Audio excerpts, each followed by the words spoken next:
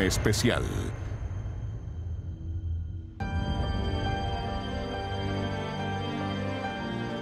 De pequeño, en mi escuela pública de Caletones, aprendí que los chilenos fuimos y probablemente éramos los mejores soldados de América del Sur. O'Higgins pidió a los valientes que lo siguieran en Rancagua y Prat saltó al abordaje y murió en la cubierta del Huáscar. Las derrotas ocasionales y las definitivas guerras victoriosas son marcas indelebles. Hace 20 años, Hernán Cubillos, uno de los hombres más inteligentes que ha dirigido las relaciones exteriores de Chile, me dijo algo increíble sobre lo que habría ocurrido si Argentina hubiera invadido Chile.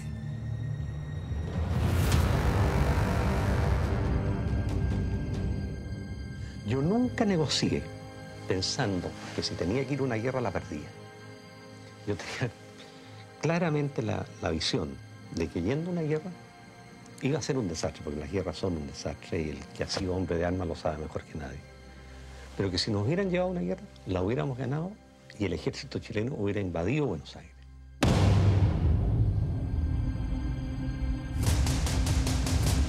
Algunos dirán que esto de la invencibilidad chilena es un mito, un patrioterismo, un chauvinismo barato y vulgar, que si se hubieran unido Perú, Bolivia y Argentina nos habrían apaleado en el suelo, que no somos tan buenos y que en ocasiones somos más bien estúpidos.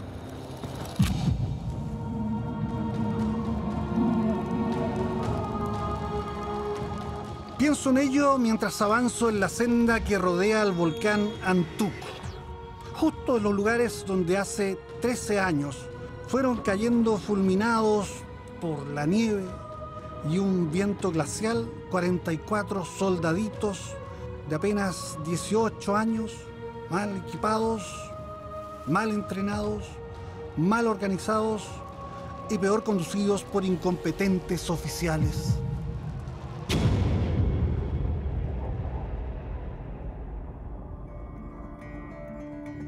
Pero probablemente Chile, como lo habría dicho Neruda, es una espada colgada al cinto de América. Una temible espada, después de todo, incluso en sus momentos de mayor extravío y fragilidad. Aquí, no muy lejos del Morro de Arica, los chilenos se preparaban en 1975 para detener una formidable ofensiva blindada de un ejército peruano armado hasta los dientes.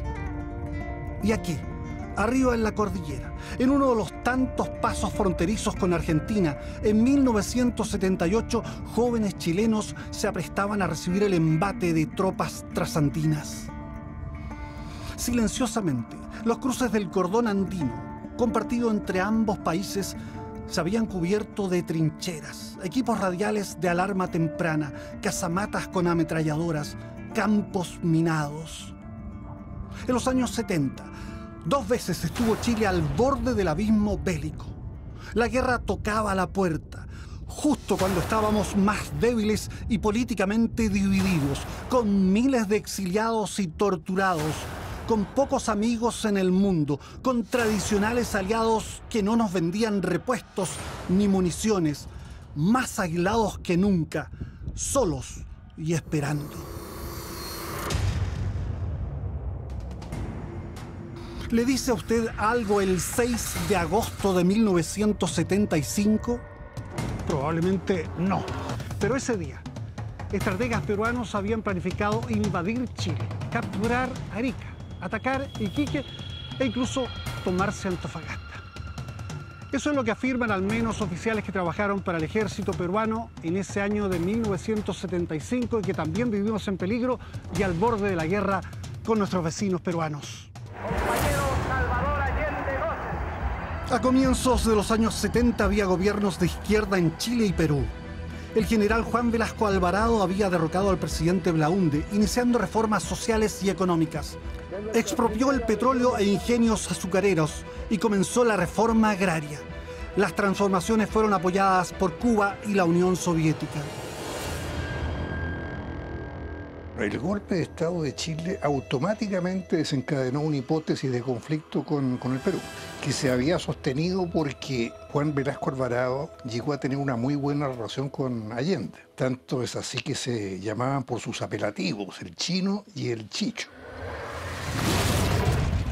El golpe en Chile pareció acelerar el fortalecimiento militar peruano y las armas rusas eran baratas. El canciller y general Edgardo Mercado Jarrín compró tanques, artillería y aviones con un objetivo claro: superar, como dicen los militares, la estatura estratégica de Chile por primera vez en la historia. José Rodríguez Elizondo es un escritor y periodista que por entonces vivía exiliado en Lima. Observó el auge belicista. Se hablaba de atacar Chile, recuperar Arica e incluso llegar a Santiago. El golpe liberó a Velasco de una lealtad amical con Chile, con Allende. Y en Chile se entendió desde el primer momento. ¿Qué tan verdad fue que Velasco decía que quería desayunar en Santiago? Pocas palabras en la moneda. Él quería eso. Devolver la visita. Y lo podíamos haber hecho. El capitán Villacrés fue cercano al general Velasco y dice estar al tanto del detallado plan antichileno. Agrega que junto a otros oficiales y con el apoyo del ejército argentino espió en la frontera cercana a los Andes los movimientos efectivos y armamento chileno. Sabíamos hasta el nombre de los tenientes que manejaban secciones de las unidades de Chile, su efectivo potencial, vehículos, dónde estaban ubicados. Todo eso lo sabíamos. Su capacidad operativa, dónde se habían desplazado, qué armas tenían, todo. Esta iniciativa, este plan de Velasco Alvarado contaba con un apoyo de los más nacionalistas militares peruanos. Había todo un grupo alrededor de Velasco que era incondicional de la idea de recuperar lo perdido, etc. No sé si eran representativos de toda la oficialidad, pero era un grupo muy duro, entre los cuales estaba seguramente Eloy Villacrés. El plan de operaciones que nosotros teníamos para recuperar Arica y Tarapacá en 3 fases, que es Negro 1, Negro 2 y Negro 3, con posibilidades de llegar a Santiago de Chile. Claro, Negro es Chile. Claro, Negro es Chile, pero el Negro 1 era tomar Arica, Negro 2 Iquique, y Negro 3 era Antofagasta y entregar a Bolivia. Una fuerza de entre 300 y 400 tanques peruanos de fabricación soviética, operando desde Tacna, tratarían de entrar y ocupar Arica, iniciando una masiva ofensiva en distintos frentes que incluiría penetraciones desde el mar al altiplano chileno. Putre, Parinacota y Chunquerá estarían en la mira peruana.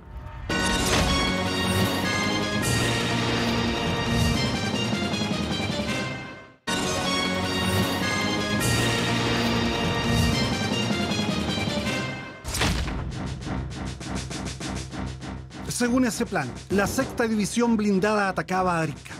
La 3ª División penetraba por las estribaciones de la cordillera y la 4ª División Mecanizada bajaba de Puno por Putre avanzando hacia Arica. Se incluía también un descenso masivo de paracaidistas y fuerzas especiales en Arica para controlar puntos sensibles de la ciudad. Suponían los peruanos que no era difícil tomar Arica y que los chilenos se replegarían hacia la quebrada de Camarones, donde aseguraban se registraría el primer enfrentamiento serio entre chilenos y peruanos. Villacrés integró la DIRAE, la Dirección de Asuntos Estratégicos del Ejército, entidad del Estado Mayor para la guerra con Chile. Antes de morir matamos. La consigna era morir matando a los paracaidistas, que era el mayor riesgo que había, porque las baterías anteriores nos iban a barrer, ¿no? Declara Villacrés que el segundo salto de los paracaidistas peruanos se haría más al sur de Camarones para impedir la fuga chilena. Para frenar esa ofensiva blindada, el ejército chileno desplazó algunos tanques, pero principalmente y al comienzo motoniveladoras que removieron miles y miles de toneladas de arena y cambiaron un poco el paisaje en esta zona desértica para construir lomos de toros o camellones que dificultarían el paso de los tanques peruanos, permitiendo una acción efectiva de los lanzagranadas, de las bazucas y de la artillería cazatanques. Y por supuesto, a eso se agregaron decenas de miles de minas sembradas en buena parte de esta frontera. ¿Cómo se había llegado a esta crisis? Mientras en Perú la dictadura militar organizaba un sistema apuntado al socialismo con una apertura hacia la Unión Soviética, en Chile la dictadura gira a la derecha y a Estados Unidos. Cuba apoyó a Velasco con miles de técnicos y Rusia le proveyó con armas. Fidel Castro, después de la caída de Allende, empezó a diseñar un proyecto de guerra internacional en vez de un foco guerrillero. Para Fidel Castro, lo más importante en el momento era atajar el fascismo, como él decía, que se ha desencadenado en Chile y que amenaza al Perú y a Argentina. Esa fue una clave que lanzó en un discurso Fidel Castro y que significaba incentivar a Velasco Alvarado y también a los argentinos para que hicieran una guerra contra Chile. Se decía entonces que Cuba estuvo dispuesta a mandar miles de sus soldados a pelear por Perú. Eloy Villacrés matiza y dice que eso podría haber ocurrido. Sí iban a venir 40.000 soldados cubanos. Sí, los americanos intervenían. Si el asunto es entre Chile y el Perú, arréglense ustedes. Claro. Pero entran los americanos, entramos nosotros. Perú tenía una cantidad importante de armamento, muy avanzado en cantidad y calidad, y muchos de ellos era de origen soviético. Y ese armamento de origen soviético era tremendamente superior en el escenario de desierto del norte a lo que tenía Chile. Perú en ese momento tenía, por ejemplo, tanques T-55, que todavía los tienen, pero ya prácticamente sin valer militar. Nosotros todavía teníamos tanques Sherman, en el mejor de los casos de la Segunda Guerra Mundial, y unos tanques Stuart, previos prácticamente a la Segunda Guerra Mundial.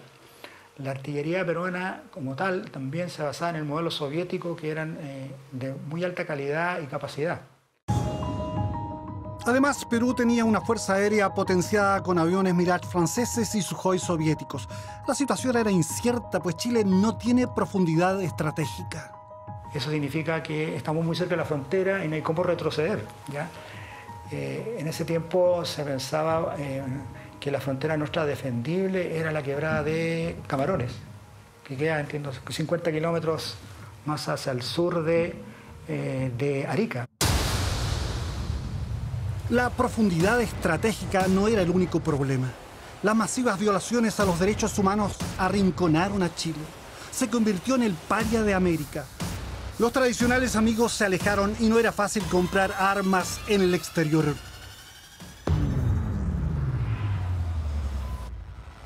Perú se está armando. Está tratando de comprar un portaaviones británico por $160 millones y ha encargado 4 lanchas torpederas en Italia, rompiendo el equilibrio de armas en el Pacífico Sur. Además tiene 600 tanques rusos. ¿Y dónde consiguen armas ustedes? Modificando lo antiguo. El hambre agudiza el ingenio. Estamos recuperando carros antiguos y elementos de artillería. Nuestro pueblo es de gran empuje y no tiene problemas con los indios. Ellos tienen muchos elementos indígenas. Ustedes en el pasado han ganado sus guerras. Nunca hemos perdido una guerra. Estamos orgullosos de ello. Y si aquí pasa algo, ¿cuál será la actitud de los Estados Unidos? Dependería de quién fuera el agresor en la guerra. Kissinger fue muy disuasivo porque en esa época era como optar entre el SIDA y el cáncer. O sea, cuando se produce esta conversación, ya Pinochet es absolutamente impresentable desde el punto de vista de la política internacional.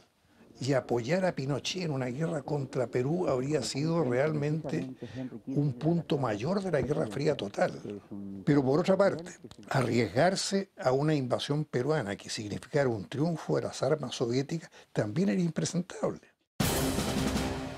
Solo quedaba fortificar Arica en la medida de lo posible, y eso hicieron los ingenieros militares.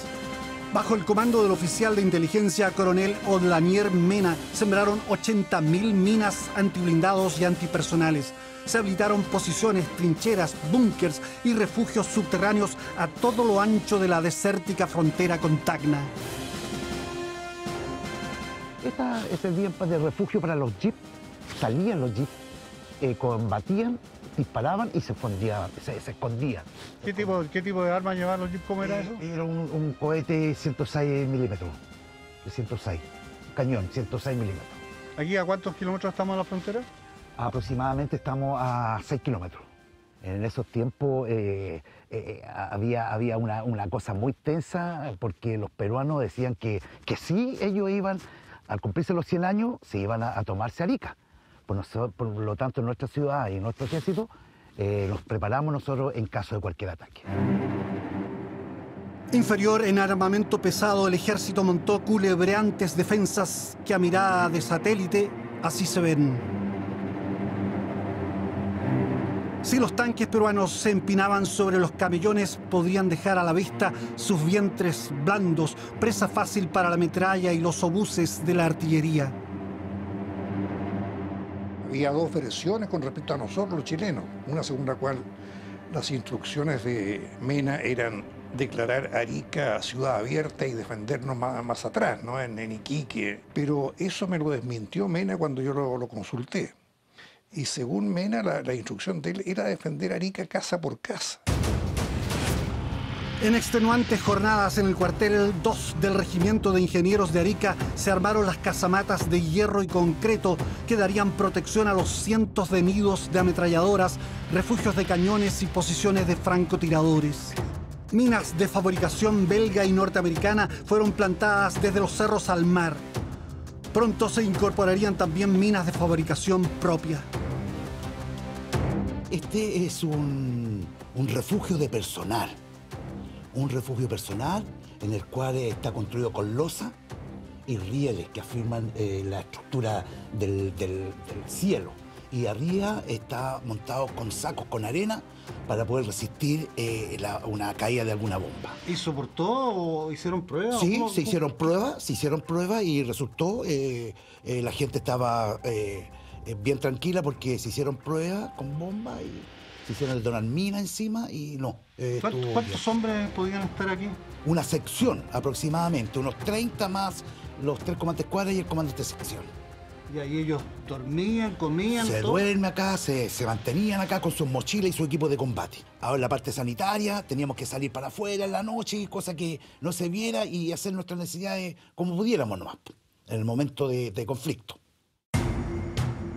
Una guerra con Perú gatillaría la participación de Bolivia y en el gobierno militar chileno se optó por buscar un arreglo. Hubo un oficio de Pinochet a la Cancillería diciendo que se buscara un método para neutralizar a Bolivia por 6 meses. Ello porque había un grave riesgo con el Perú. Perú había recibido los tanques soviéticos, los T-54 y los T-55. Nosotros no teníamos, en esa materia no teníamos nada, estábamos muy desprotegidos. La idea era neutralizar a Bolivia con una oferta aparentemente irresistible. Mar propio al norte de Arica junto al límite con Perú y un canje territorial. Bolivia estuvo de acuerdo y los dictadores Banzer y Pinochet se abrazaron en charaña. Pero hubo fuerte oposición en Bolivia y los peruanos salieron con una contraoferta inaceptable para Chile. Todo quedó en nada. Aceptar el arreglo chileno-boliviano implicaba para Perú dejar de tener una frontera con Chile. Al menos por un tiempo, Bolivia fue neutralizada. En el fondo, la negociación cayó el día que Banzer dice que no al canje de territorio. Se acercaba la fecha del ataque contra Chile con el que soñaban mentes afiebradas del Perú. Velasco arengó a sus tropas en Arequipa y recordando al coronel Bolognesi que murió en el Morro antes de rendirse a los chilenos, dijo: soldados, en ustedes recaerá para la historia el escribir la página más brillante del ejército moderno cuando sus botas pisen el suelo santo de Arica. Recién entonces podremos decir: puede usted, mi coronel Bolognesi, descansar en paz. Pero Velasco sufrió un aneurisma que implicó amputarle una pierna y un estado de creciente deterioro físico y mental. Los militares peruanos se encontraron con un problema muy delicado. Si vamos a seguir a nuestro líder, y nuestro líder es inválido, y nuestro líder no está razonando bien, bueno, el problema puede ser catastrófico. El golpe contra Velasco estaba en marcha y su líder era el general Francisco Morales Bermúdez. Hacia finales de agosto se juntaron 5 divisiones en Tacna. La preocupación de Bermúdez era que los chilenos supusieran que tal concentración se desencadenaría contra Chile. El general Artemio García se comunica entonces con el coronel Mena, de quien se había hecho amigo. Y le dice algo así como que entiendan ustedes que esto que están viendo aquí, este desplazamiento de tropas, no tiene nada que ver con ustedes. Y Mena, que como buen oficial de inteligencia lo sabía todo, o decía que lo sabía todo, le dice algo así como: sí, ya lo sé, general, viva el Perú. El atrincheramiento chileno continuó por meses y años. Unos 20.000 efectivos permanecieron en alerta máxima en las guarniciones nortinas, atentas a lo que Morales Bermúdez denominó la segunda fase de la revolución militar peruana. Lo cual le permitió a él ir desplazando, cortando poco a poco a los militares velasquistas y sacando a los elementos castristas del ejército. Había mucho elemento castrista, filocastrista, los embobados por la Revolución Cubana, como decía el propio Velasco Alvarado. Por lo tanto, cuando tuvo todo el control del poder, dejó en claro que su proyecto no era la guerra contra Chile, y en ese momento se ganó el apelativo de El Felón. Oficiales como Villacrés todavía confiaban en participar en una guerra contra Chile. Dice que habló ante Bermúdez al que trata de felón, es decir, traidor. Presidente, de ingeniero a ingeniero le digo que han pasado demasiados meses, ya debíamos estar en Arica y Tarapacá. Y estas dilaciones comienzan a tener un olor a traición. Villacrés y otros oficiales trataron de asesinar a Morales durante un desfile, pero fallaron. Villacrés salvó de la persecución y se exilió. Progresivamente, los oficiales más radicales del Perú fueron desalojados del poder y Morales, sin dejar de comprar armas en Rusia, cambió la brújula política y económica del país. Mientras se diluía el conflicto provocado por Perú, despuntaba otra fricción tanto más peligrosa para Chile. En mayo del 77 se conoce el laudo arbitral que reafirma los derechos de Chile en el canal Beagle y su soberanía sobre las islas Picton, Lennox y Nueva. La posesión de estas islas le daba derecho al mar circundante. 8 meses después, Argentina declaró insanablemente nulo el laudo que se había comprometido a respetar. Al igual que Perú, Argentina se había fortalecido militarmente y Chile estaba debilitado. Por algún motivo que yo desconozco, la Junta Militar Argentina, que hizo tantas maldades y barbaridades como la Junta Militar chilena, fueron más inteligentes y astutos porque nunca perdieron el beneplácito del imperio. En cambio, los chilenos, cuando se nos ocurre asesinar al canciller en Washington, rompieron el saco. Y perdimos el apoyo político de lo que podría haberse entendido nuestro aliado occidental, que era Estados Unidos. Los crímenes cometidos por la dictadura en Chile, en el extranjero y en la propia capital de Estados Unidos aislaron aún más al país. La doctora católica Sheila Cassidy, acusada de atender a opositores al gobierno, fue detenida y torturada en Villa Grimaldi. Su caso provocó indignación en Gran Bretaña y pronto los trabajadores británicos se negaron a reparar los motores de los Hawker Hunter enviados desde Chile. Cerrados los mercados de armas a precios oficiales, Chile compraba a sobreprecio. El canciller Cubillos buscó apoyo en amigos no tradicionales de Asia. Los Hawker Hunter de la Fuerza Aérea que Inglaterra no quiso reparar por los problemas de derechos humanos, fueron reparados en una nación asiática. Las patrulleras que fortalecieron enormemente la Marina y los cohetes y exocet y cosas que conseguimos en esa época, fueron suministrados por un país del Medio Oeste. Yo he hecho un estudio, por ejemplo, cuánto costaron los aviones que se compraban en Francia en los años 80, los Mirage 50, y de acuerdo a mis números, que costaron como un 50% más de lo que deberían haber costado si lo hubiesen comprado en un mercado formal abierto. Pero en los años 70 no teníamos Mirage y los Hunter, los mismos que incendiaron la moneda, tenían problemas de repuestos. Nosotros en el año 75 habíamos comprado en Estados Unidos 18 casas F-5 y se compraron además 32 o 36 bombarderos ligeros A-36, que se usaban en Vietnam, digamos. Ya esos se habían comprado en Estados Unidos y esos alcanzaron a llegar para el conflicto del 78. En cambio, los vecinos tenían A4, se compraban en Estados Unidos en grandes cantidades y tenían bastante otros en cantidad de capacidad de aviones para dar una superioridad sobre Chile. Nuestros aviones además tenían poco radio de alcance, o sea, por ejemplo, un Hawker Hunter que quisiera hacer un bombardeo a Mendoza, a lo más tenía 5 minutos de estadía sobre Mendoza y tenía que devolverse porque no le alcanzaba el combustible. La tensión bélica entre ambos países fue escalando dramáticamente el 78. La instrucción nuestra era, en la práctica del tiro, cuando hacíamos blanco se decía viva la patria, maté a un chileno. En Argentina yo ya había visto una prensa loca, con un gobierno loco, promoviendo la guerra con Chile, diciendo las islas son nuestras, el Beagle es nuestro, etcétera, etcétera. Los trenes que llevaban tropas hacia el sur eran despedidos en medio del jolgorio y con gritos antichilenos. Pinochet no creía solo en el dominio del mar, entonces se dedicó a formar un ejército de infantería como nunca lo hemos tenido. Y considere usted que ya teníamos fichado más o menos 500.000 chilenos en la Patagonia, que si el ejército chileno hubiera entrado en la Patagonia, hubieran incrementado nuestras filas. Y si bien no conseguíamos armamento sofisticado, nos dedicamos a construir rifles, fusiles y munición de infantería.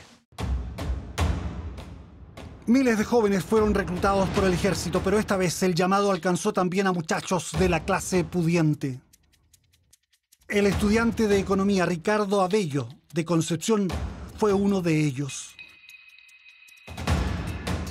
Me presenté el sábado, pero tampoco sin mayor problema, porque yo dije con la red de contacto que tenía mi padre, digamos, esta cosa, además como estoy estudiando, no hay ningún problema.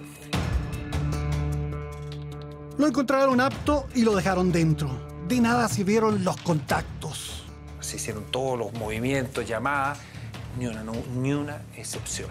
Estaba básicamente lo único que sí me logró informar mi padre el domingo de que por el tema con Argentina, este tema no había ni una posibilidad de ser eximido. Este era un curso especial en que íbamos a ser entrenados y nos iban a enviar a algún destino que no nos habían dicho a contar del lunes siguiente. El curso de comando se efectuó aquí, junto a las laderas del volcán Antuco y a algunos kilómetros del Paso Pichachén, frente a Neuquén, Argentina. 50 chicos, todos de la misma clase social y provenientes de colegios privados, fueron brutalmente acondicionados física y mentalmente para convertirlos en máquinas de matar. Estar dispuesto a morir. Uno dice, claro, ahora... pero estar dispuesto a morir en una posición, en un hoyo, en una trinchera, digamos, no arrancar. La primera cosa es enfrentar un enemigo que es real, o es otra persona con equipamiento, entonces no, tú tienes que estar ahí y da lo mismo si se te acaban las balas, no, tú tienes que quedarte en tu puesto y ahí y es sin rendición. Por lo tanto, lo primero que le enseñan es sacarle a uno el switch del tema de que con una orden, con una posición, no la va a entregar nunca. Y para eso se entrena. Eso no es gratis, eso se entrena.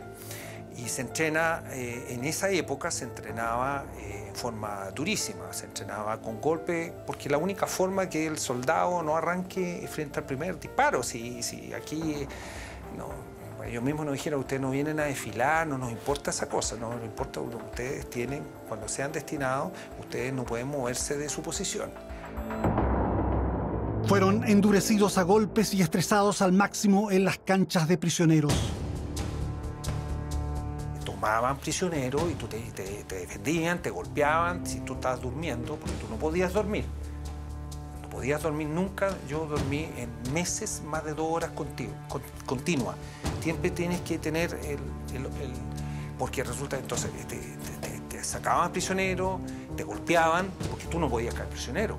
Te preguntan cuántos soldados tienen tu cuadra, qué armamento, dime cómo son tus oficiales, cómo están distribuidos. Y tú tienes que resistirlo como soldado, digamos.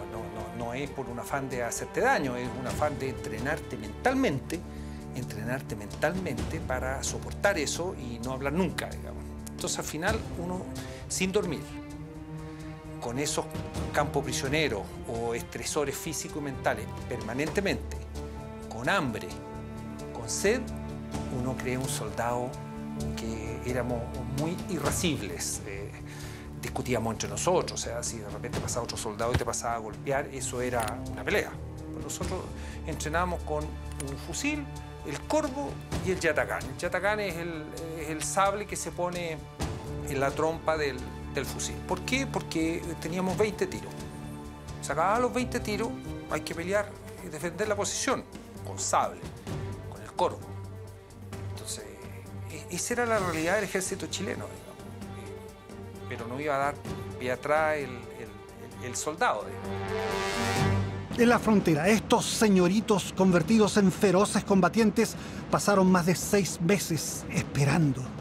Y uno lo único que quería es que aparecieran los argentinos. Ya era, entre nosotros era una locura.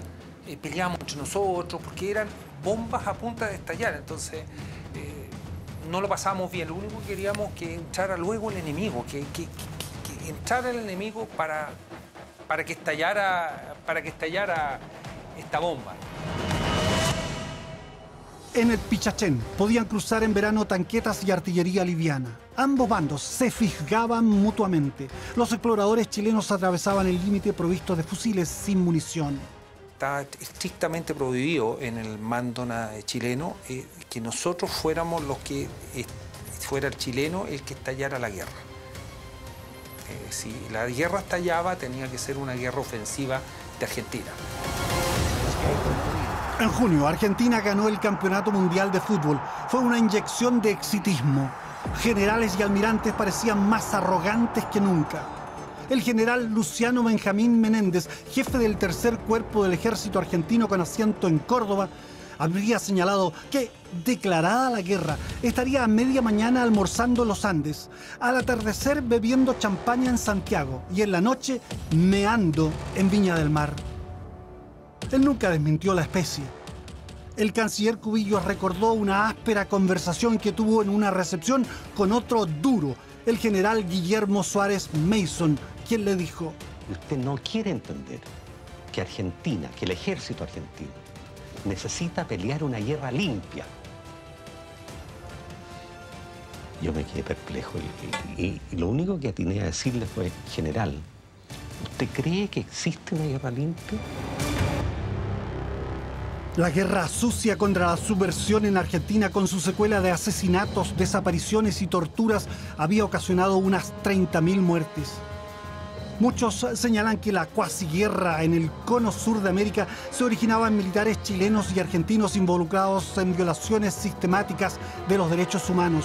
Pero la verdad es que Chile era el país bajo amenaza y hacia el cual apuntaba el así llamado Operativo Soberanía, es decir, la invasión. La fecha de la agresión fue fijada para el 22 de diciembre. A las 20 horas de ese día, una fuerza naval se apoderaría del Cabo de Hornos e islas adyacentes. A las 22 horas, y previo bombardeo aeronaval, los batallones 3 y 4 de la Infantería de Marina tomaría las islas Picton, Lennox y Nueva, asegurando el control de la boca oriental del canal Beagle. A las 24 horas del 22 de diciembre comenzaría la invasión de Chile continental.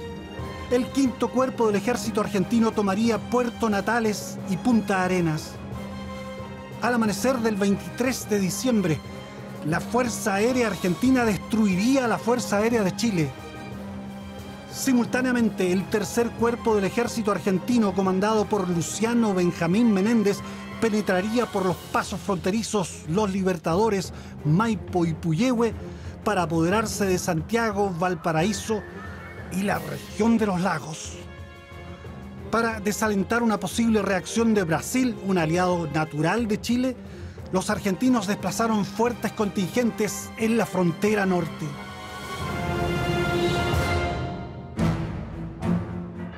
Nunca se había producido tamaña concentración de efectivos y equipos militares.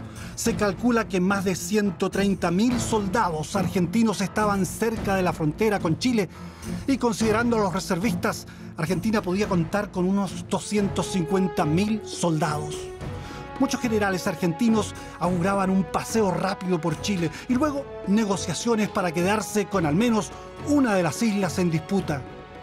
Pero esto sería cualquier cosa menos un paseo. En Chile se entendió que la invasión argentina generaba una guerra nacional a todo lo largo de la frontera y a lo ancho de los mares. Una guerra sin cuartel, prolongada y sangrienta. Una guerra de fusilamientos, masacres y terror. Si perdíamos los aviones de combate, íbamos a seguir luchando con cualquier cosa que volara. Habíamos preparado los medios para eso.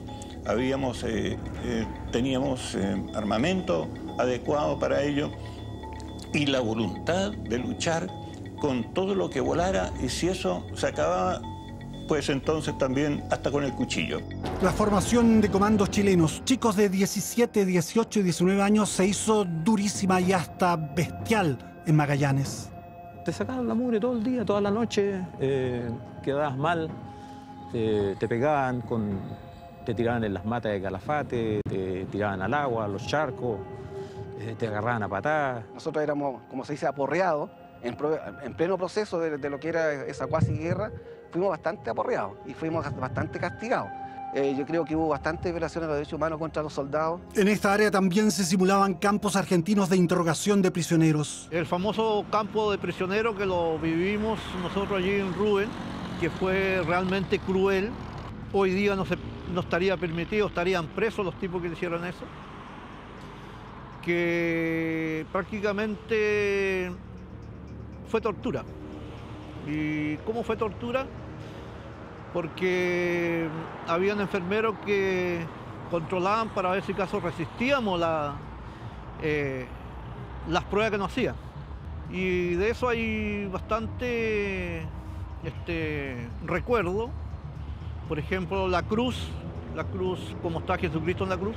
A nosotros se nos dijo de que por ningún motivo se iba a tomar prisioneros. Simplemente había que matar, había que degollar, había que descuartizar. Nosotros teníamos que matar por lo menos 10 argentinos y después morir tranquilamente, pues esa era la idea.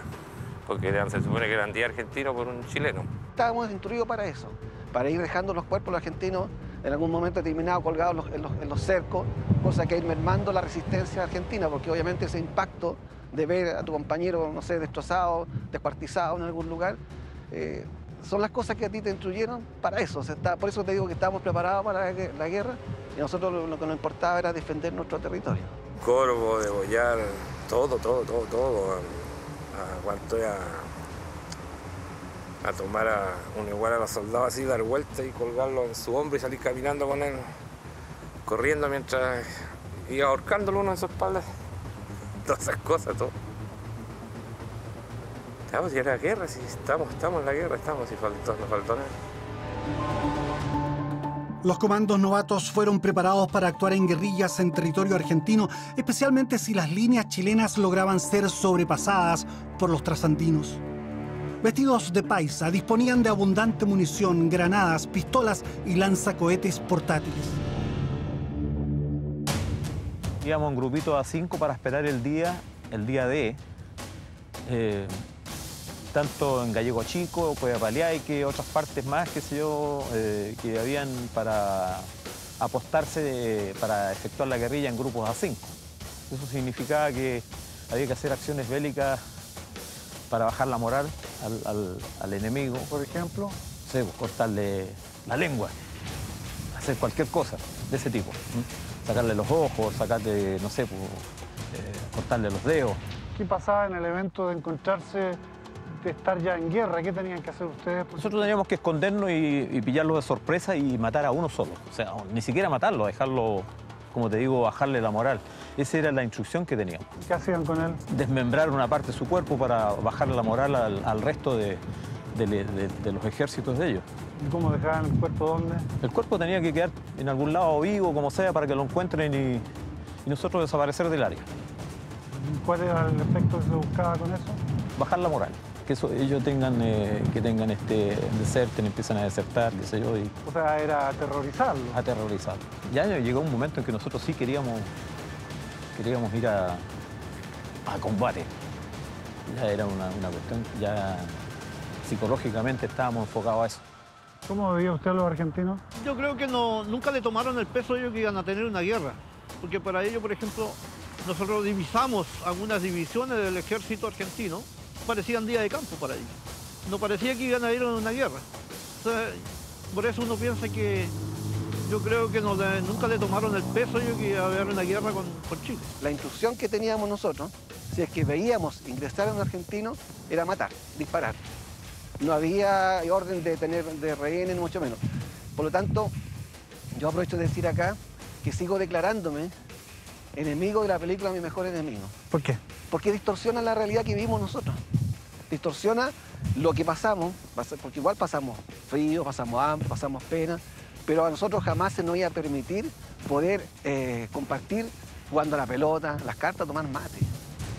Al igual que en Arica, muchos campos cercanos a Natales y Punta Arenas, favorables al uso de fuerzas mecanizadas y blindadas argentinas, fueron profusamente sembrados con minas y las eminencias topográficas cubiertas con cientos de posiciones y casamatas para albergar tiradores, morteros, lanzacohetes y nidos de ametralladoras.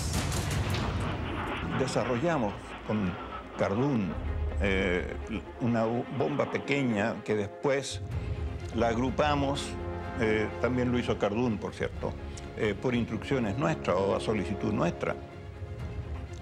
Bombas de racimo. Pero estas bombas se podían también lanzar individualmente desde aviones no militares.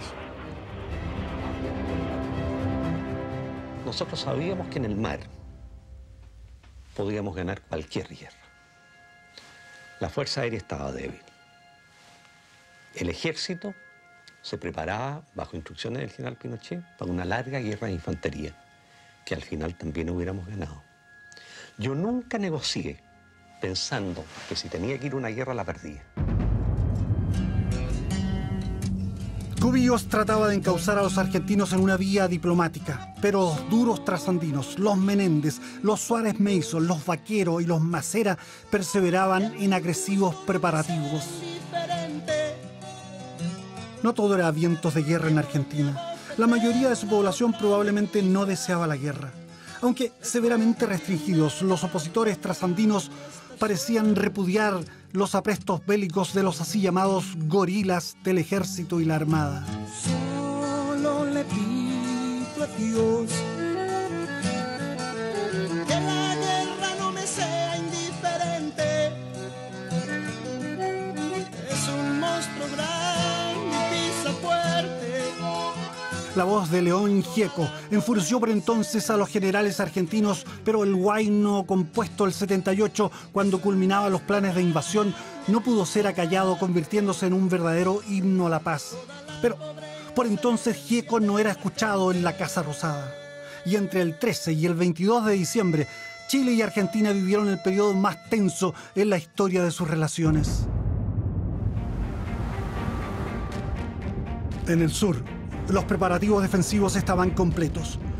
La construcción de trincheras en la extensa frontera entre Punta Dungenes, Punta Arenas y Puerto Natales estaba terminada. Miles de soldados se alistaban en sus puestos de tiro, mientras los blindados aguardaban en la retaguardia y los cazatanques esperaban la arremetida argentina. Soldados, aviadores, marinos y carabineros se aprestaban para el combate. Quizás los primeros que iban a enfrentar los asaltos de la tropa argentina iban a ser los policías uniformados. Nosotros recibimos refuerzos de carabineros. Carabineros que aquí estaba formando parte de dirigiendo el tránsito o en las comisarías. Y ese se transformó en el mejor soldado. En Santiago, el ambiente era una mezcla de calma y ansiedad en torno al diferendo limítrofe.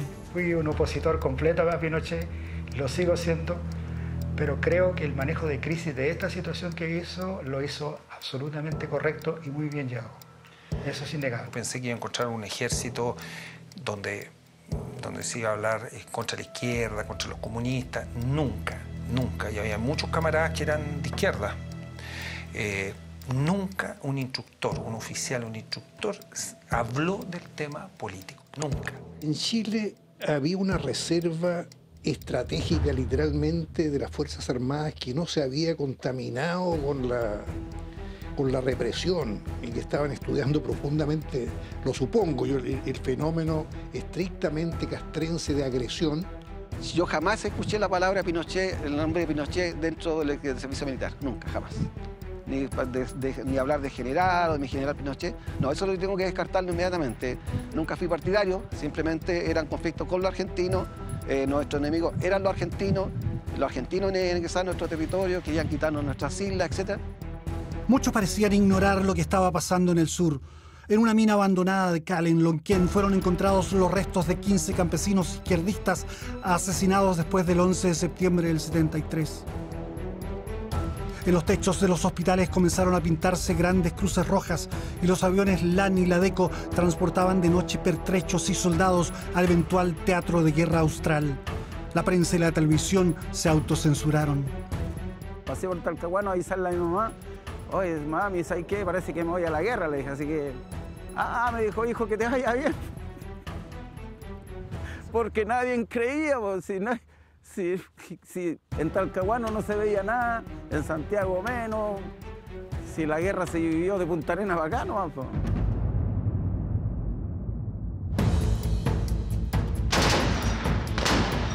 Es casi seguro que los primeros en entrar en combate serían los infantes de Marina y la escuadra bajo el mando del almirante Raúl López Silva. Teníamos una orden muy clara que nos dio el almirante Merino cuando nos íbamos al sur. La última vez, que ya parecía la cosa más grave, fue ándate al sur y gana la guerra. Ahora es un atractivo urbano en Punta Arenas, pero hace 40 años la torpedera Fresia, junto con la Guacolda, la Quidora y la Tegualda, eran parte del equipo naval que defendía la soberanía en los canales patagónicos de Chile. A la salida de Puerto William, los argentinos con cualquier lancha que tuvieran nos esperaban a la salida de Almanza para cortarnos la proa, fuera el rumbo norte o rumbo sur. Carlos Llanos era un torpedista y timonel de la Guacolda. Tenía 22 años y la cuasi guerra es el mejor recuerdo de su vida. Cortarnos la proa es ponérselos por delante. Y no quedaba más que nosotros tirar rumbo como se nos había ordenado. No íbamos a cambiar rumbo por la lancha de nosotros costaba menos que las de ellos. Pero venía el acercamiento pues, cuando ellos nos dejaban la pasada y le tirábamos papas. Ya teníamos ollas preparadas, papas, cebolla. Y lo acordamos en un evento que hicimos hace poco, de que todo el mundo convulsionado con el famoso conflicto del vino y nosotros andábamos, métale papa y cebolla y hasta los pantalones los bajábamos, quién le ganaba al otro. O guerra de pitón. ¿Cómo se bajaban los pantalones? Para mostrarle el culo. Mostrarle, hacerle cara pálida. Ya. Y la otra era la famosa guerra con pitón de agua. Imagínense la distancia que pasábamos. Pitón de agua a proa. Y le tirábamos agua y estaría. O ellos hacían lo mismo. Hacían lo mismo, pero ¿quién le ganaba al otro en el fondo? ¿Y quién ganaba en la guerra de papas? No, ahí no abríamos así, lo abríamos y siempre había uno que tenía que abandonar. Pero nosotros seguimos rumbo, nosotros tirábamos papas y tirábamos papas, nosotros íbamos en el rumbo, nos cambiamos. Ellos generalmente se corrían. El poder naval está formado por 3 componentes. Un componente es la fuerza, o sea, la cantidad de buques, la cantidad de misiles, la cantidad de cañones. Un segundo componente importante de esta ecuación es la posición, es decir, las bases de aprovisionamiento, de apoyo, de alerta electrónica, de reconocimiento que tiene la zona en que de operaciones en que se va a desarrollar el conflicto. En el sur austral, en la zona de conflicto de operaciones, Chile tiene una posición dominante. Los argentinos no tienen bases cercanas, o sea, todo su apoyo tenían que llevarlo de zonas bastante más hacia el norte. ¿Ya? Estas dos variables que son la fuerza y la posición son francamente fortalecidas por lo que se llama la voluntad de lucha. Si un país tiene voluntad de lucha, logra cosas tremendamente más fuertes que el uso solo de la fuerza o solo de la posición. Hay en los canales patagónicos decenas de embarcaderos o fondeaderos secretos donde se pueden ocultar buques grandes y pequeños, lo que da a la Marina chilena una superioridad táctica. Nosotros estábamos impidiendo que un buque grande, la escuadra o cualquiera que se intentara desembarcar y de hacer por la vía de torpeo. Y a los remolcadores y a todos esos que trataran de desembarcar botes y todo, estaban los infantes en tierra y nosotros teníamos los cañones y ametralladoras, 40-70. Pero nosotros no pensamos de gastarnos, o el mando no pensaba de gastar sus torpedos en buques de poco tonelaje. Las torpederas vigilaban el Beagle y en Puerto Williams, principal enclave urbano en la isla Navarino, se terminaban de montar las baterías apuntando al frente. Ahí estaban los cañones de Navarino y las posiciones de artillería y los nidos de ametralladoras, hoy convertidos en testimonios de una defensa a muerte. Ahí y en las islas esperaban apostados más de 4.000 infantes de marina. Las posiciones pasaron a ser nuestra casa. Nuestro hogar, a contar de ese momento en que nos posesionamos, pasó a ser nuestro hogar. Por lo tanto, era como mejorar tu casa. Tu posición era tu casa, tenías que mejorarla, protegerla, que no estuviera a la vista, ¿cierto?, del enemigo. Era el pan de cada día, en el fondo, era tu hábitat, ¿ya? Y lo malo que donde estábamos era pura turba. Entonces, al final estábamos hasta la rodilla con agua y el resto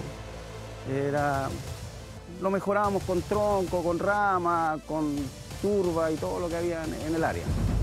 Alejandro Bustos tenía apenas 18 años cuando entrenó a una compañía de cosacos en Talcahuano y luego en Punta Arenas para finalmente instalarse junto a otros 240 soldados en la Isla Nueva. Allí cavaron trincheras, túneles y líneas defensivas. Sabían que recibirían generoso fuego enemigo. Siempre primero el fuego apoyo naval, el FAN, después el FA, el fuego apoyo aéreo. O sea, la isla la iban a hacer pelota y después recién ellos nos iban a tirar la infantería. Y nosotros teníamos que resistir esos dos fuegos para poder llegar al enfrentamiento, digamos, a ver al enemigo. Había cierta aprensión en el sentido de que uno sabía que iba a morir, ¿ya? Pero teníamos la moral tan alta de que en el fondo yo no me iba a ir solo. Si es que no morían los bombardeos, tenía que por lo menos matar 10 argentinos cuando ellos desembarcaran. Y el otro al lado 10 más, 10 más, 10 más, 10 más. Al final uno lo único que pensaba era, bueno, por fin, démosle nomás, estamos acá, hay que darle. Dice que entre los chaparrados bosques de lengas y la esponjosa turba conoció la lealtad y a sus 18 años daba órdenes. Uno se acostumbra a mandar ese don de mando, tiene que tenerlo entre la fraternidad y la lealtad, mucha lealtad, mucho compañerismo. En muchas zonas de Chile se desarrolló la imaginación para matar y la Nueva no fue la excepción. Sí, nosotros cuando llegamos a la isla no llegamos a hacer el hoyo nomás. Nosotros nos preparamos para defender la isla. Eso significa que empezamos a hacer trampas, los ingenieros de combate empezaron, ¿cierto?, a usar su mente, a colocar trampitas, palos picantes, los famosos tarros flamígenos, los hoyos pedreros arriba en la cota 200, arriba del Cerro Malto, el Oreje Burro, que también podrían ellos haber hecho un desembarco vertical con helicóptero. Palos picantes se conocen desde guerras anteriores, ¿cierto?, en Camboya, Vietnam, que son los palos, ¿cierto?, con excremento humano, los palos con punta, ¿ya?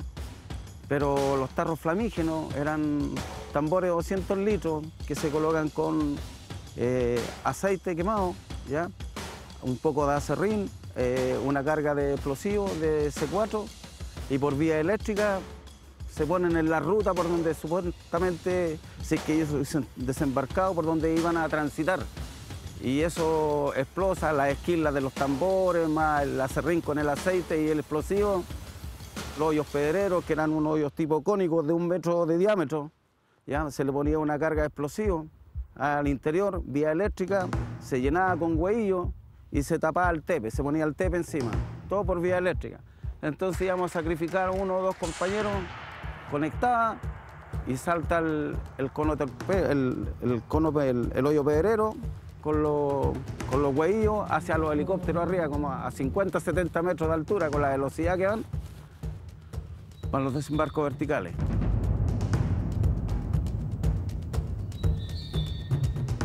Pinochet dijo en algún momento que si Perú hubiera atacado el 78, es decir, durante el conflicto con Argentina, quizás hubiera llegado hasta Copiapó, porque el extremo norte había quedado muy desprotegido. Los argentinos, en todo caso, trataron de atraer a los peruanos para una suerte de encerrona militar contra Chile. Ese año, 78, el año que vivimos en peligro. En los primeros días de diciembre del 78 llegó hasta el Palacio de Gobierno en Lima el embajador argentino para pedir apoyo peruano a la invasión. Morales Bermúdez rechazó la propuesta a través de su primer ministro Óscar Molina Paloquia, según cuenta Demetrio Infante, amigo de ambos. Y Molina Paloquia le contesta a Chevalier, le dijo, mira, si ustedes le declaran la guerra a Chile, ese mismo día nosotros cerramos la frontera. Porque nosotros no queremos saber nada del pleito. Así que no cuenten con nosotros.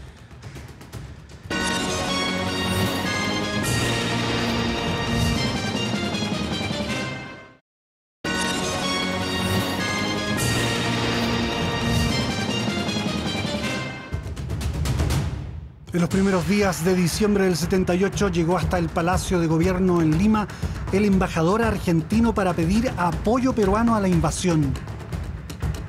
Morales Bermúdez rechazó la propuesta a través de su primer ministro Óscar Molina Paloquia, según cuenta Demetrio Infante, amigo de ambos. Y Molina Paloquia le contesta a Chevalier, le dijo, mira, si ustedes le declaran la guerra a Chile, ese mismo día nosotros cerramos la frontera. Porque nosotros no queremos saber nada del pleito.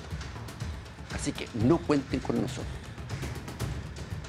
Entonces Chevalier le dice, o sea, ustedes no se unen a nosotros para irnos con... No.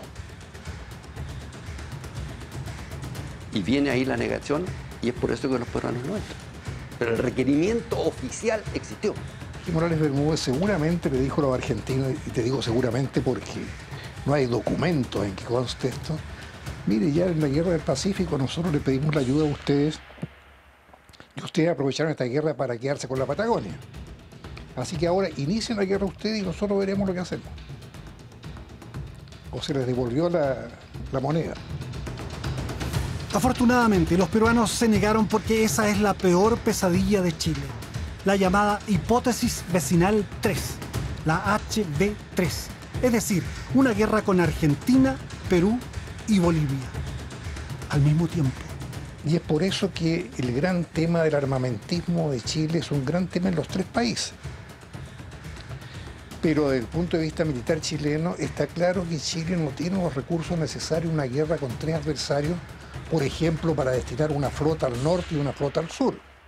Tendría que tener 2 escuadras Chile. Lo mismo con los aviones, etc. En diciembre del 78 la preocupación mayor en Chile no era la HV3, sino el inminente zarpazo argentino. La prensa informa el 17 de diciembre que se ha cerrado el aeropuerto de Lima y que hay maniobras conjuntas de la Armada y la Fuerza Aérea del Perú. Las fortificaciones chilenas en el norte están nuevamente en alerta máxima. Pero nuestra escuadra y todo el poder naval chileno estaban en el sur, a 5.000 kilómetros de distancia. Imagínese usted que uno dijera, esto me lo voy a reservar, porque a lo mejor voy a tener que pelear después con el Perú y me voy a reservar esto, que no voy a dar la pelea de frente. Me pasaría lo mismo que a este comandante en jefe de la Armada Argentina que se guardó su flota para pelearla con Chile y perdió la guerra con Inglaterra. El tremendo peso de la historia militar chilena y las figuras míticas de Eleuterio Ramírez, Prat, los jóvenes de la Concepción, parecían volver a manifestarse en nuestra gente destacada en el austro. ¿Usted cree que un marino, un militar, un aviador chileno va a llegar a su casa diciendo me rendí, pero además nuestro Código de Justicia Militar es muy claro. En un artículo dice, el militar que recibiere orden de mantener su puesto a toda costa, así lo hará. Puerto Williams aguardaba las hostilidades y los refugios para albergar a mujeres y niños estaban ya preparados. Había que hacer oscurecimiento también. ¿Ya? Solamente en las casas una ampolleta. En las ventanas se colocaban sábanas o frazadas, ¿cierto? Para que no saliera la luz hacia el exterior. Nos daban cigarrillos, algunos tragos fuertes también. Y me acuerdo que en las comidas parece que le ponían como algo así como una ají, algo que según dicen de que era para tener vitalidad o estar más o menos como le dijera yo, con coraje. En un caso de que había de un conflicto teníamos que avanzar y qué sé yo, llegar hasta Gallego, hasta donde sea, pero teníamos que seguir adelante. Muchas familias chilenas se vieron abruptamente separadas cuando las fronteras fueron cerradas por Argentina. La incertidumbre se metió en muchos hogares y en el corazón de la Patagonia. Iniciadas las acciones en las islas, la aviación argentina bombardearía Punta Arenas, incluidos blancos relacionados con el transporte, las comunicaciones y el abastecimiento. Luego, probablemente avanzarían los blindados y la infantería hacia la conquista de la austral ciudad. Los chilenos podrían retroceder hasta Cabeza de Mar. La acción nuestra tenía previsto buscar derrotar a los argentinos en forma parcial, por partes. Derrotarlos en la acción ofensiva que pudiera llegar en Dorotea, la acción ofensiva que pudiera llegar en las islas, la acción ofensiva que pudiera llegar en uno de los puntos de Laguna de Mar, etc. Y de ahí, ¿no es cierto?, siempre hay que preverlo los planes, de ahí posiblemente pasaran ya a una contraofensiva. En Cabeza de Mar, algunos esperaban un gran choque de blindados donde los chilenos llevarían la peor parte, pero la estrategia era otra. Yo personalmente no pensé en el choque de blindados, ¿no es cierto?, porque primero hay que desgastarlo, destruirlos de a poco y después atacar. Porque si yo, ¿no es cierto?, avanza una columna de blindado, que era muy posible, y yo la contrarresto con otro ataque de blindado, bueno, vamos a destruirnos mutuamente o algo. Mientras que si yo espero con la organización del terreno, con los bazookas, que son los antiblindajes, con las minas, con todos los elementos que tengo para destruir parte de los blindados, voy a ser yo el que voy a ser el ofensor en un momento determinado sobre esa fuerza blindada. Y pensar que todo eso puede haber sido de nosotros. Claro. Si la mente era no solamente defender la isla, sino que si ganábamos, obviamente que íbamos a dar el paso al frente y íbamos a seguir avanzando hasta recuperar la Patagonia. Eso es lo que no se sabe, pero la mentalidad de todo soldado era, si la guerra la ganábamos, recuperar la Patagonia. ¿Y tenía la sensación de poder ganar? Sí. Po. No, si usted le pregunta a cualquiera de mis contingentes, los que realmente estuvieron acá, Ushuaia era nuestra ya. Y así que de Ushuaia para allá ya era pan comido. Sí, ¿En serio se creían eso? Sí, tal que le pregunte. ¿Pero por qué? Porque los argentinos son más... No, si los argentinos... ¿Que no confían en el valor militar? No. ¿No? El soldado argentino es muy mamá. Entonces, esa sangre italiana que tienen, pues. ¿Ah? Claro, bueno para el amor, bueno para los espaguetis, cuando suenan los cañones, abajo los pantalones. Entonces, claro, si no. Además que la formación, si todo depende de la formación que tiene uno. Si uno tiene una buena formación, la mentalidad es ganadora. Nosotros teníamos mentalidad ganadora. Aunque lo dicen hecho mierda, todos los que... Pero no iban a bajar los brazos, los que quedaran no iban a bajar los brazos. Chile mantenía un poderoso contingente de infantería en Tierra del Fuego. El oleaje y el viento han ido cubriendo las posiciones costeras chilenas en la isla. En Punta Espora, cerca del estrecho, estaban emplazados 300 hombres. Miguel Ángel Solorza recuerda. En el año 1978, ¿cierto?, se construyeron estas posiciones para el armamento de 106 milímetros, que se suponía que iban a desembarcar tropas enemigas para apoderarse del parte de la isla de Tierra del Fuego. Yo era en ese tiempo, yo creo, para mí, era un niño, una persona de 19 años, que recién tenía conocimiento de las armas para poder utilizar mis conocimientos y defender mi patria. No solo esperaban un asalto, también estaban instruidos para avanzar rápidamente hacia la parte de la isla ocupada por Argentina si la oportunidad se presentaba. ¿Está usted preparado para tomarse la isla de Tierra del Fuego completa? Tampoco puedo contestar esa pregunta. ¿Estaba en condiciones de poder haberlo hecho si se lo hubieran ordenado? Sí, sí.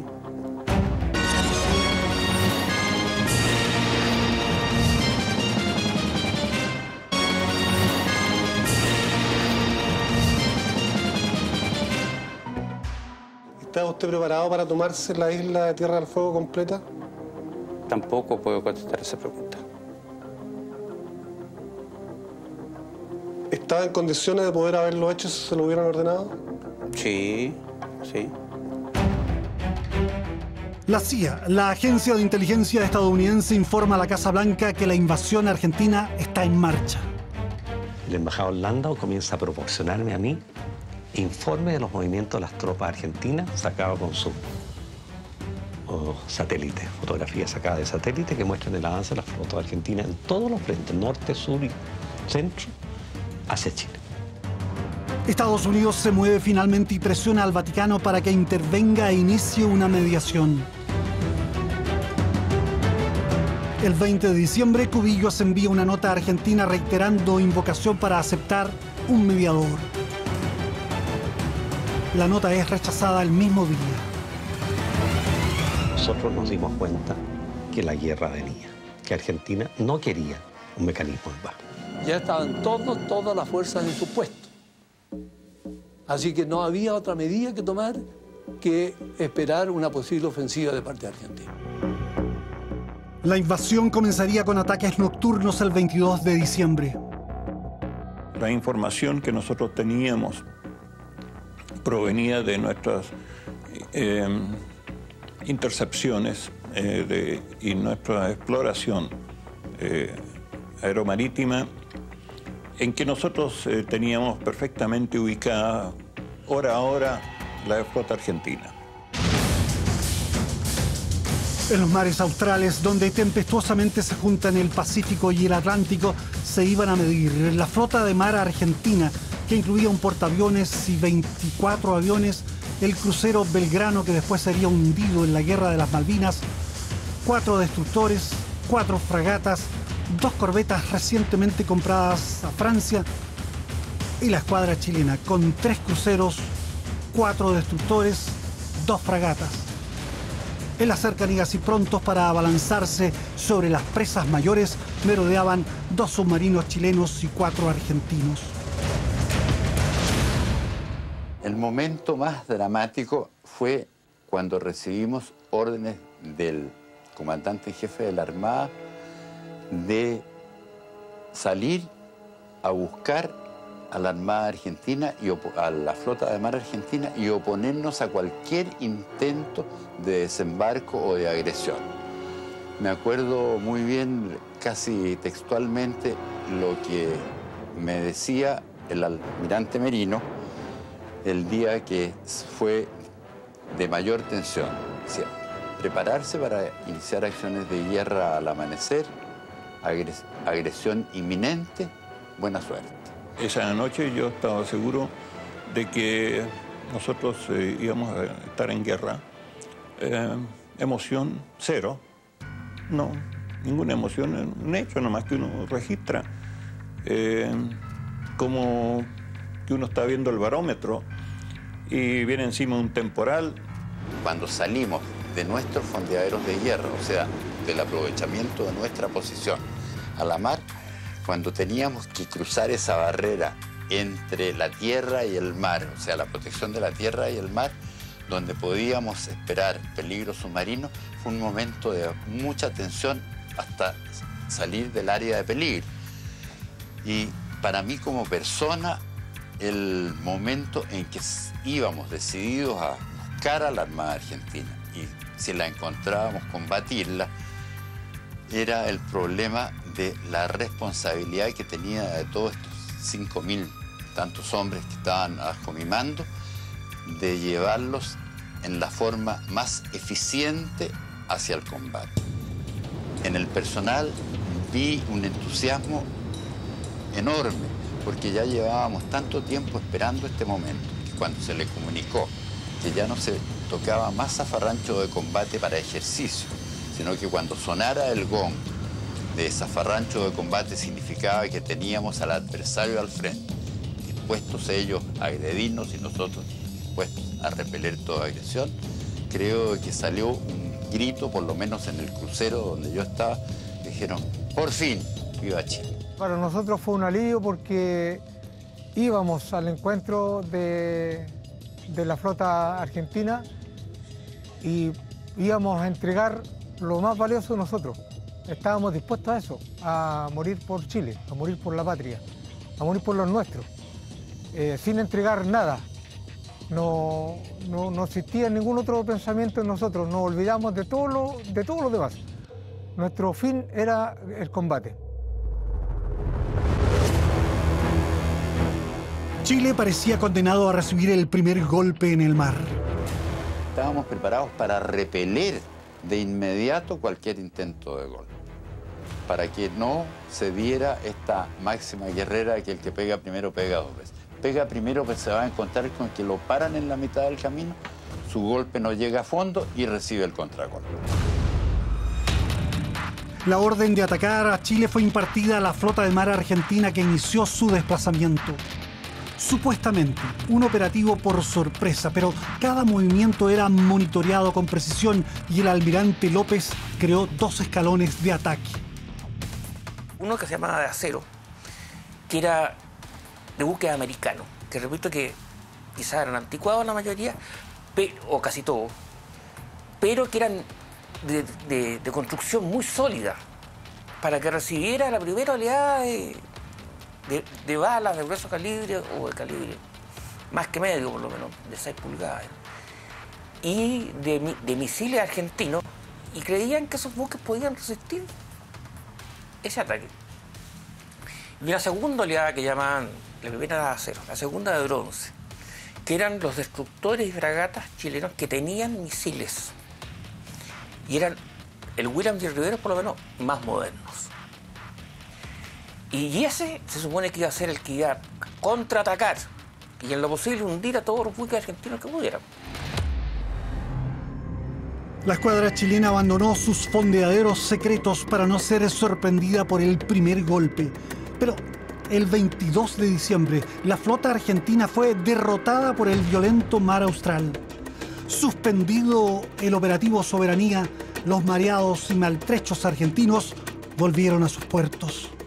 Estábamos en nuestros puestos, nosotros no se movió nadie, nadie se fue a su casa. Teníamos muy claro de que en ese momento podía venir el ataque y estábamos seguros que iba a venir. Y fuimos los primeros sorprendidos cuando en la mañana no había sucedido nada. Aparentemente el mar se puso de acuerdo con el Vaticano. El Papa Juan Pablo II, requerido por Estados Unidos, actuó y frente a su llamado, la muy católica Junta Militar Argentina, con Videla a la cabeza, no tuvo más remedio que impartir a las 6:30 de la tarde del 22 de diciembre la orden de parar el asalto contra Chile. A pocas horas del encuentro con la escuadra argentina, llegó una orden superior, la cual la escuadra tenía que devolverse al rumbo que venía. Nosotros le llamamos al 180. Y fue una desesperación, un desencanto total. ¿Quién había dado la orden y por qué? Bueno, de ahí nos dijeron que el Papa había intervenido y se había detenido el conflicto. Finalmente no se escuchó el zafarrancho de combate en los buques chilenos. Poco después, los marinos celebraban la paz con un vaso de vino y escuchaban a su comandante. Terminé diciéndoles un día cuando me despedía de mi gente que si bien el año 78 nos exigió estar muy lejos de nuestra familia y de nuestros amores, nos permitió el privilegio de estar muy cerca de la gloria. El 26 de diciembre llega Zamoré a Buenos Aires. El enviado papal inicia las gestiones que conducirían a un acuerdo entre ambas naciones. Había comenzado la distensión con Argentina y en los chilenos dispuestos en las primeras líneas de fuego se mezclaban los sentimientos. Yo esperaba un grito de alegría que habría sido muy justificado, pero hubo silencio y lo que vi fueron caras de frustración. Como diciendo, bueno, ¿para esto nos preparamos tanto? Pero es una reacción momentánea, es una reacción individual. Evidentemente que no hay nada peor que la guerra. En la negociación articulada por Zamoré, ni Argentina ni Chile consiguieron todo lo que pretendían. Chile quería las islas y la proyección oceánica que le daba el laudo y el derecho del mar. Argentina deseaba por lo menos una isla y rechazaba la proyección chilena hacia el Atlántico. Y finalmente el mismo cardenal Zamoré, cuando comenzaron las negociaciones, me empujó a que le entregara una isla a Argentina. Y cuando le dije que no, me amenazó con irse a Roma y declarar su gestión frustrada. Chile se mantuvo firme con las islas, pero las provocaciones argentinas siguieron hasta 1982. El 23 de enero de ese año, el destructor argentino Piedrabuena fondeó en la isla Deicide del Cabo de Hornos y desde la torpedera Guacolda es combinado a abandonar el fondeadero. La Guacolda recibe instrucciones de hundir al buque argentino si no abandona el lugar. Antes del amanecer, el Piedrabuena zarpa de Caleta a Toledo y deja el área austral. En abril de ese año, Argentina optó por asaltar la Falkland. En sus memorias, el general Viola reconoció que Malvinas no era de ninguna manera alternativa a la violencia contra Chile. Era el antecedente, es decir, a partir del eventual triunfo argentino ante Inglaterra, venía la imposición por la fuerza de su objetivo contra Chile. La derrota en las Malvinas fue catastrófica y la negociación prosiguió con un debilitado poderío argentino. Ahí vino la negociación del mar. Entonces, y lo que es más importante, ¿quiénes renuncian al mar? En la parte de mar que nos habría correspondido siendo dueños de las islas, son militares chilenos. Es Pinochet, es el almirante Merino. O sea, que me vengan a decir a mí de que el mar que se perdió ahí es culpa de ¿quién? El mar fue una decisión que se tomó para terminar con el problema de Argentina, para quedarnos con las islas, para aceptar la medianía del canal de Beagle y ceder, entre comillas, lo que nos habría correspondido si se siguen las normas del derecho del mar en las líneas de base recta. Entonces, que haya gente de repente que te dice a ti, oye, pero ustedes en la Cancillería entregaron el mar. No, señor. La Cancillería no entregó mar. Y así quedó el mapa austral. Que se logró con Zamoré fue lo mejor que se podía haber logrado. Nos quedamos con las islas, conseguimos la paz, nos fuimos a la guerra. ¿Qué hubiera pasado si Argentina materializa su invasión contra Chile? Todo parece indicar que nuestro territorio, nuestra economía y nuestra gente hubieran sufrido fuertes impactos. El poder aéreo hubiera infligido daños gravísimos a la infraestructura, comunicaciones y energía de Chile. Luciano Benjamín Menéndez, el infame general que quería mear en Viña del Mar y que acumuló 13 condenas por violaciones a los derechos humanos, aseguró en la revista Somos que Argentina habría ganado. Mis tropas, además de ser superiores en número, estaban mejor pertrechadas y además respaldadas por la parte civil. ¿Quería avanzar y ocupar Santiago? Eso no se lo puedo decir. Es imaginable que los argentinos hubieran ocupado algunas áreas chilenas, pero todo indica también que la guerra habría sido cruenta, larga y dolorosa para la Argentina, con profundas penetraciones chilenas allende los Andes. El general argentino Martín Balsa pensaba que Chile habría ganado la guerra y el integrante de la Junta Militar Basilio Lamidoso diría después: a mí me parecía una locura total. Iba a ser una masacre y una guerra larguísima que costaría mucho dinero y vidas. Chile iba a enfrentar la guerra. Y cuando tú le subes el umbral del peligro al eventual agresor y le dices, mire, en vez de un paseo militar, usted se va a encontrar con una guerra, el agresor vacila. Acá están reunidos El general Leopoldo Fortunato Galtieri, el mandatario más irresponsable y bravucón que ha tenido Argentina, dijo que luego de invadir las Malvinas le tocaría a los chilenos. No tuvimos esa oportunidad. Algunos han sostenido que, en último término, la guerra del 78 habría sido definida por la infantería. Hernán Cubillos no tenía dudas. Iba a ser un desastre, porque las guerras son un desastre y el que ha sido hombre de armas lo sabe mejor que nadie. Pero que si nos hubieran llevado a una guerra, la hubiéramos ganado y el ejército chileno hubiera invadido Buenos Aires. Nos hubiéramos demorado algunos años, pero lo hubiéramos hecho. Y bajo esa seguridad uno negocia muy tranquilo cuando quiere la paz. Cumpliendo un tratado internacional, los soldados chilenos en los frentes norte y austral están terminando de limpiar los campos sembrados con minas. La emergencia militar pasó y en Chile algunos cuarteles han sido temporalmente abandonados. Hoy vivimos en paz y seguridad. El mensaje posible para las nuevas generaciones parece ser que nos conviene vivir en democracia y con libertades, tener buenos aliados en el mundo y excelentes relaciones vecinales, permanecer unidos pese a nuestras diferencias y, por cierto, disponer de fuerzas armadas poderosas, incorruptibles y con efectiva capacidad disuasiva frente a provocaciones o aventurerismos foráneos. En fin, una defensa respetable y respetada que impida claudicar o ceder mar o territorios. Las derrotas ocasionales y las definitivas guerras victoriosas son marcas indelebles.